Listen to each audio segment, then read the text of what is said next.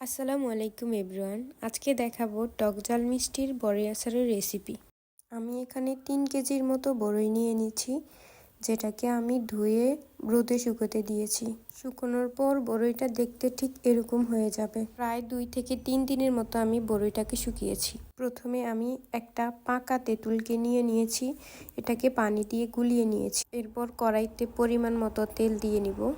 প্রায় আমি এখানে 3 কাপের মতো তেল দিয়ে নিচ্ছি। তেলটা গরম হয়ে আসলে এর মধ্যে আমি দিয়ে দিব 1 টেবিল চামচ পাঁচফোড়ন।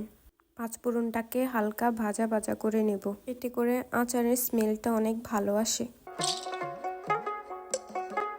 এরপর এর মধ্যে দিয়ে দিব গুলিয়ে রাখা তেঁতুলগুলোকে। তেঁতুলটা দিয়ে একটু নাড়াচাড়া করে নিয়ে আমি এর মধ্যে দিয়ে দিব 2 কাপ পরিমাণ চিনি। যেহেতু আমি এটাকে বেশি মিষ্টিও চাচ্ছি না, আবার বেশি টকও চাচ্ছি না, এজন্য আমি 2 কাপ পরিমাণ চিনি দিয়ে দিয়েছি। যারা অনেক বেশি মিষ্টি পছন্দ করেন তারা চিনির পরিমাণটা আর একটু বাড়িয়ে দিবেন। চিনি দেওয়ার পর এগুলোকে ভালোভাবে নাড়তে হবে, না হলে চিনিটা কড়াইয়ের সাথে লেগে যাবে। এরপর দিয়ে দিব 2 টেবিল চামচ মরিচের গুঁড়ো।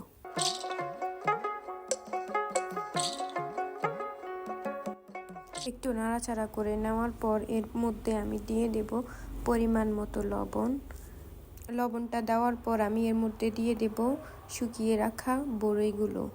বড়ইটা দিয়ে ভালোভাবে নেড়ে ছেড়ে নিতে হবে, না হলে বড়ইয়ের আচারের স্বাদটা পাবেন না, কারণ এটা লেগে গেলে অন্যরকম একটা স্মেল চলে আসে আর স্বাদটাও নষ্ট হয়ে যায়, আর আচারটা খেতে তেতো তেতো লাগবে।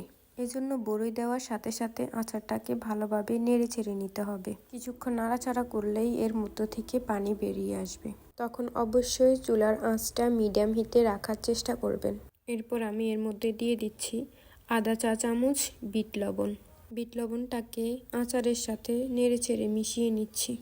যেহেতু আমি আচারটাকে অনেক দিন ধরে সংরক্ষণ করব, এজন্য আমি ওইরকমভাবে আচারটাকে বানাচ্ছি। আপনারাও চাইলে এরকম অনেক দিন ধরে সংরক্ষণ করে আচার খাওয়ার জন্য এটাকে বানাতে পারেন। এর জন্য আমি এর মধ্যে ভিনেগার দিয়ে দিচ্ছি। এখানে প্রায় আমি 2.5 টেবিল চামচ ভিনেগার দিয়েছি।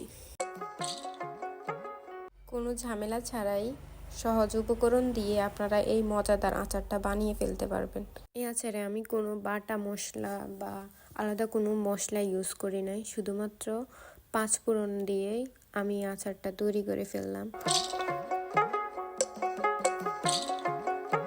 আচারে দেওয়ার জন্য বাকি মশলা রেডি করার পালা। এখানে আমি প্রায় 2.5 টেবিল চামচ পাঁচফোড়নকে হালকা টেলে নিচ্ছি। যখন দেখবেন যে পাঁচফোড়নগুলো মচমচে হয়ে গেছে, তখন চুলো থেকে নামিয়ে ফেলবেন। এরপর পাঁচফোড়নটাকে গুঁড়ো করে নিব।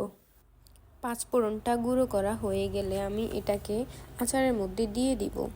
আচারের মধ্যে দিয়ে আমি ভালোভাবে নেড়ে ছেড়ে নিব। ব্যাস তৈরি হয়ে যাবে টক ঝাল মিষ্টির বড়ই আচার। এরকম সহজ আচারের রেসিপি পেতে চাইলে অবশ্যই চ্যানেলটিকে সাবস্ক্রাইব করবেন। আর ভিডিওটি কেমন লাগলো অবশ্যই কমেন্ট করে জানাবেন। আল্লাহ হাফেজ।